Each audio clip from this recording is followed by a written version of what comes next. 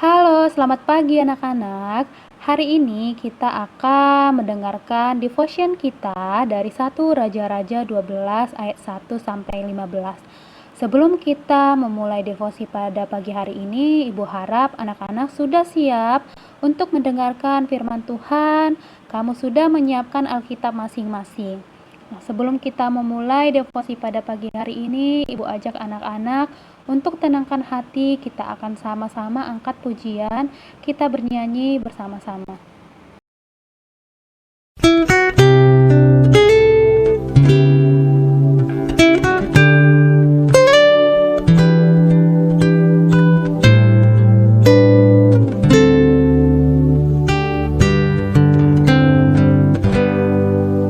Terima kasih Tuhan untuk kasih setiamu yang ku alami dalam hidupku. Terima kasih Yesus untuk kebaikanmu sepanjang hidupku. Terima kasih Tuhan untuk kasih setiamu yang ku alami dalam hidupku. Terima kasih Yesus untuk kebaikanmu sepanjang hidupku. Terima kasih Yesusku buat anugerah yang kau beri, sebab hari ini Tuhan adakan syukur bagimu. Anak-anak, lipat tangan, kita bersatu di dalam doa. Bapa di dalam surga, kami mengucap syukur Tuhan bila di pagi hari ini kami boleh bangun dan memiliki kesempatan untuk mendengarkan sebagian dari firman-Mu. Tolong kami Bapa, biarlah Roh Kudus-Mu menuntun dan menerangi setiap hati dan pikiran kami masing-masing, agar firman yang boleh kami dengarkan pada pagi hari ini, kami boleh memahami dan dapat kami lakukan dalam kehidupan kami sehari-hari. Berkati waktu kedepannya, di dalam nama Tuhan Yesus Kristus kami berdoa dan mengucap syukur. Haleluya, amin. Nah, anak-anak, firman Tuhan pada pagi hari ini terambil dari 1 Raja-Raja 12 ayat 1 sampai 15. Nah, Ibu Ayusi akan bacakan kepada kita semua. 1 Raja-Raja 12 ayat 1 sampai 15. Beginilah firman Tuhan. Kemudian Rehabeam pergi ke Sikem, sebab seluruh Israel telah datang ke Sikem untuk menobatkan dia menjadi raja. Segera sesudah hal itu kedengaran kepada Yerobeam bin Nebat. Pada waktu itu dia masih ada di Mesir, sebab ia melarikan diri ke sana dari hadapan Raja Salomo. Maka kembalilah ia dari Mesir. Orang menyuruh memanggil dia, lalu datanglah Yerobeam dengan segenap jemaah Israel dan berkata kepada Rehabeam, "Ayahmu telah memberatkan tanggungan kami, maka sekarang ringankanlah pekerjaan yang sukar yang dibebankan ayahmu dan tanggungan yang berat yang dipikulkannya kepada kami, supaya kami menjadi hamba-Mu." Tetapi ia menjawab mereka, "Pergilah sampai lusa, kemudian kembalilah kepadaku." Lalu pergilah rakyat itu. Sesudah itu, Rehabeam meminta nasihat dari para tua yang selama hidup Salomo mendampingi Salomo ayahnya. Katanya, "Apakah nasihatmu untuk menjawab rakyat itu?" Mereka berkata, "Jika hari ini engkau mau menjadi hamba rakyat, maka mau mengabdi kepada mereka dan menjawab mereka dengan kata-kata yang baik, maka mereka menjadi hamba-hamba-Mu sepanjang waktu. Tetapi ia mengabaikan nasihat yang diberikan para tua-tua itu, lalu ia meminta nasihat kepada orang-orang muda yang sebaya dengan dia dan yang mendampinginya. Katanya kepada mereka, "Apakah nasihatmu supaya kita dapat menjawab rakyat yang mengatakan kepadaku, 'Ringankanlah tanggungan yang dipikulkan kepada kami oleh ayahmu'?" Lalu orang-orang muda yang sebaya dengan dia itu berkata, "Beginilah harus kau katakan kepada rakyat yang telah berkata kepadamu, 'Ayahmu telah memberatkan tanggungan kami, tetapi engkau ini berilah keringanan kepada kami.' Beginilah harus kau katakan kepada mereka, 'Kelingkingku lebih besar daripada pinggang ayahku. Maka sekarang ayahku telah membebankan kepada kamu tanggungan yang berat, tetapi aku akan menambah tanggungan kamu. Ayahku telah menghajar kamu dengan cambuk, tetapi aku akan menghajar kamu dengan cambuk yang berduri besi." Pada hari lusanya datanglah Yerobeam dengan segenap rakyat kepada Rehabeam, seperti yang dikatakan raja, "Kembalilah kepadaku pada hari lusa." Raja menjawab rakyat itu dengan keras, ia telah mengabaikan nasihat yang diberikan para tua-tua itu kepadanya. Ia mengatakan kepada mereka menurut nasihat orang-orang muda, "Ayahku telah memberatkan tanggungan kamu, tetapi aku akan menambah tanggunganmu itu. Ayahku telah menghajar kamu dengan cambuk, tetapi aku akan menghajar kamu dengan cambuk yang berduri besi." Jadi raja tidak mendengarkan permintaan rakyat, sebab hal itu merupakan perubahan yang disebabkan Tuhan, supaya Tuhan menepati firman yang diucapkannya dengan perantaraan Ahia orang Silo kepada Yerobeam bin Nebat. Demikianlah pembacaan firman Tuhan pada pagi hari ini. Anak, dari pembacaan firman Tuhan dari 1 Raja-Raja 12 ayat 1 sampai 15 ini ya, dimana dari sana kita tahu bahwa ketika Rehabeam naik tahta menggantikan Raja Salomo, Rehabeam meminta nasihat dari para tua-tua yang selama ini hidup mendampingi Salomo ayahnya ya. Dan ia juga meminta kepada orang-orang muda sebayanya. Jadi dia meminta dari golongan para tua-tua dan juga orang-orang yang masih muda sebaya dengan dia. Tetapi dalam pengambilan keputusan, Rehabeam tidak mendengarkan apa yang menjadi nasihat para tua-tua, tetapi ia mendengarkan nasihat dari orang-orang yang sebaya dengan dia. Ya, akhirnya selalu terjadi peperangan dan perpecahan di dalam kepemimpinannya selama Rehabeam hidup. Ya, ini akan kita bahas pada devosi pada pagi hari ini. Nah, anak-anak, kita lihat di sini bagaimana para rakyat ya, para penduduk Israel melakukan pemberontakan pada akhirnya kepada Rehabeam. Kenapa hal itu bisa terjadi? Ya, apa pendapat para tua-tua? Ya, kita akan bahas pertama dari pendapat para tua-tua. Ya, para tua-tua mengatakan bahwa jawaban yang mereka berikan itu merupakan nasihat yang sangat baik, nasihat yang sangat bijak, di mana para tua-tua menasehati Rehabeam untuk mengambil hati para rakyatnya dengan rela dan menjadi pelayan bagi rakyatnya. Ya, jadi di sini dikatakan melayani bukanlah dilayani, tetapi seorang raja seharusnya melayani untuk rakyatnya. Nah, inilah konsep raja yang Tuhan inginkan ya. Inilah konsep raja yang ingin Tuhan ajarkan kepada orang Israel. Anak-anak, konsep raja dalam rancangan Allah adalah sebagai pelayan bagi umat Tuhan, sebagai pelayan bagi rakyatnya. Dan mereka adalah gembala yang mau merawat domba-dombanya dengan setia. Jadi raja itu ibarat seorang gembala yang mau merawat para domba-dombanya dengan setia. Dan mereka itu adalah orang-orang yang mau menjadi yang terkecil, karena mereka telah diangkat menjadi yang terbesar. Ya, ketika kamu diangkat menjadi yang terbesar, maka kamu juga harus mau menjadi yang terkecil. Nah, konsep ini juga dimiliki oleh siapa? Yaitu Daud. Dan itulah menyebabkan betapa besarnya dia dikasihi oleh rakyatnya.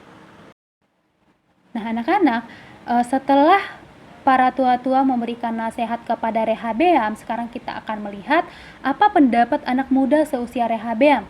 Ya, dalam bacaan ini kita tahu bahwa Para tua-tua telah memberikan nasihat yang sangat bijaksana kepada Rehabeam, di mana seorang raja itu adalah untuk melayani dan bukan dilayani. Tetapi dia malah mendengarkan nasihat yang diberikan oleh teman-teman seusianya, orang-orang muda yang sebaya dengan dia. Maka dari sini kita tahu ya, bahwa seandainya Rehabeam memiliki hikmat sama seperti ayahnya Salomo, dia pasti bisa menyadari dan membandingkan mana nasihat yang memiliki bobot yang baik yang dapat dia laksanakan dengan yang tidak. Ya, tetapi pada akhirnya Rehabeam mendengarkan nasihat orang-orang muda, dan nasihat itulah yang pada akhirnya menyebabkan pemberontakan di Israel. Para tua-tua telah menasehatkan Rehabeam untuk menjadi raja sesuai dengan cara Tuhan, tetapi anak-anak muda itu menasehatkan Rehabeam untuk menjadi raja sesuai dengan cara dunia. Nah, anak-anak ingat, raja yang baik atau pemimpin yang baik itu adalah raja yang mau melayani, raja yang adalah gembala yang mau merawat dombanya, ya. Tetapi dari sini kita tahu bahwa ia tidak mencari Allah. Tindakan Rehabeam yang kejam terhadap rakyat telah membuat kerajaannya nanti pada akhirnya terbagi. Ya, kita akan lihat nanti. Kerajaan Israel akan terbagi menjadi dua, dan ini juga menyebabkan adanya kemerosotan iman atau rohani dari umat Allah. Nah, anak-anak, sekarang kita lihat mengapa Rehabeam melakukan pemberontakan. Nah, anak-anak, pada akhirnya Yerobeam yang sudah kembali dari Mesir, ya, tadi telah kita baca, dan bersama dengan rakyat Israel melakukan pemberontakan. Kenapa Yerobeam melakukan pemberontakan? Karena Tuhan telah merencanakan demikian, dan juga karena Rehabeam gagal mengambil hati rakyat. Jadi, anak-anak ingat, raja yang baik adalah raja yang mau memberikan hidupnya untuk berjuang dan melakukan pelayanan terhadap orang lain. Itulah sebabnya pemberontakan yang dilakukan oleh Yerobeam bersama dengan para buruh menjadi sangat gampang, karena mereka sebenarnya ingin seorang gembala, bukan seorang raja yang bertangan besi. Jadi akibat dari keputusan yang diambil oleh Rehabeam, Tuhan membalikkan keadaan.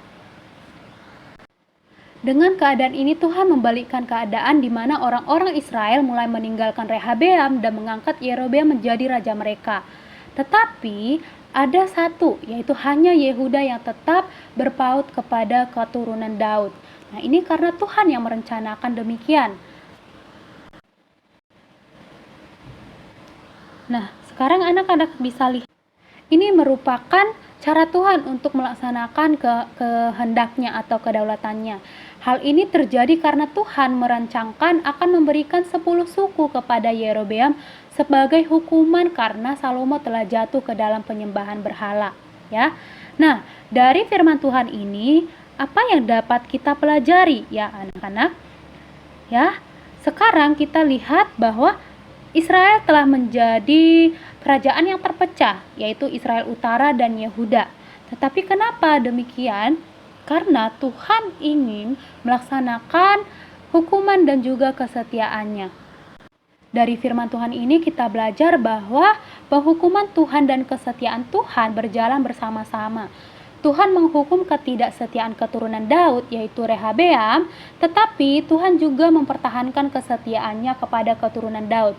Mengapakah dia mempertahankan Yehuda tetap menjadi daerah yang tunduk kepada keturunan Daud?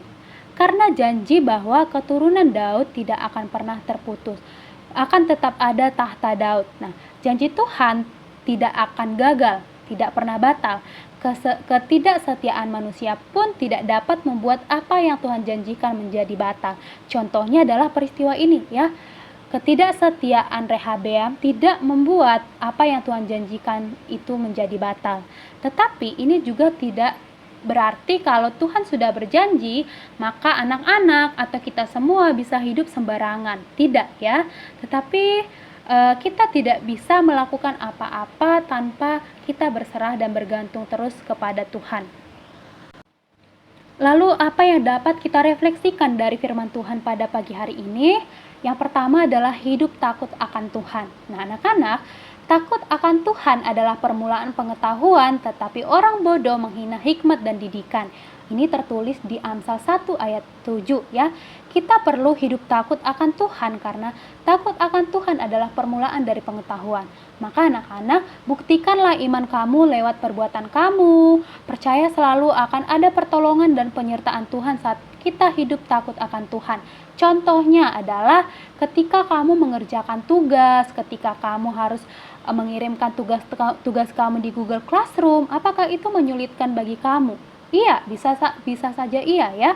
Itu mengambil waktu kamu harus kerja tugas dan harus kejar tugas-tugas lainnya juga.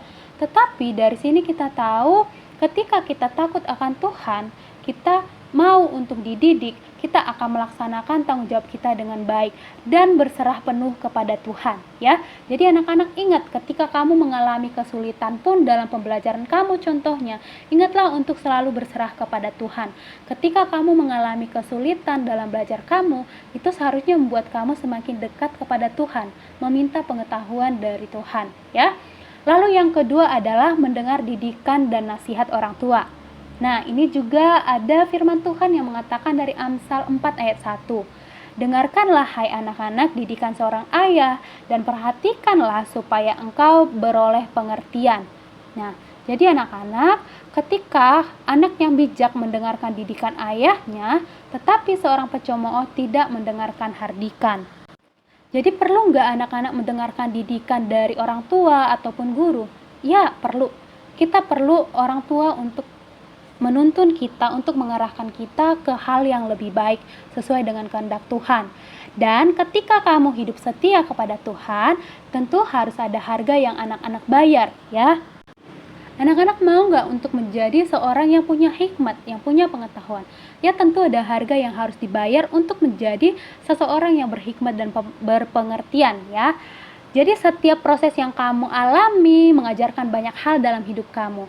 Sehingga firman Tuhan ini mengingatkan kita untuk selalu hidup setia dan taat kepada Tuhan, melewati setiap proses dengan berpegang teguh kepada firman-Nya.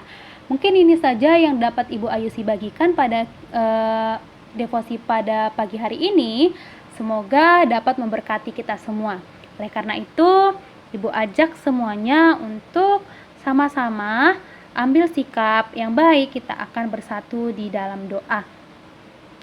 Bapa di dalam surga, terima kasih Tuhan buat firman-Mu pada pagi hari ini mengingatkan kami bahwa setiap daripada kami Tuhan penuh dengan pergumulan di mana kami harus Tuhan menjalani keseharian kami dengan banyaknya tantangan yang kami hadapi.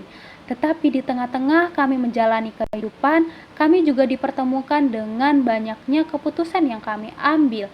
Tetapi Tuhan, biarlah kami boleh berjalan sesuai dengan kehendak-Mu, kami boleh mengikuti firman-Mu Tuhan, yang Engkau kehendaki dari kehidupan kami.